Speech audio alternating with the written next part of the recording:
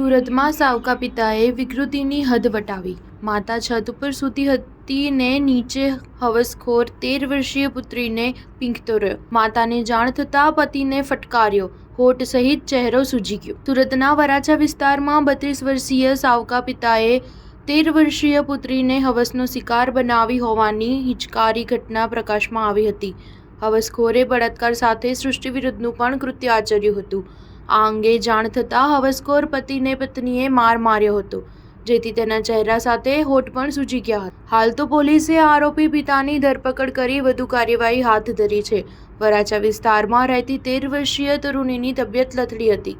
માતાએ કારણ પૂછતા તેણે ગુપ્ત ભાગે થયેલી ઈજા બતાવી હતી.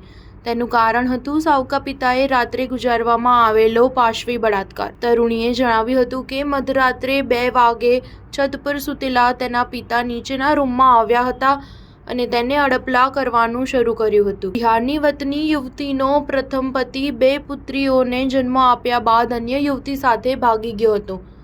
2 પુત્રીઓને લઈ યુવતી સુરતમાં ભાઈને ત્યાં રહેતી હતી. 10 વર્ષ પહેલા આ યુવતીએ એક યુવક સાથે લગ્ન કર્યા હતા.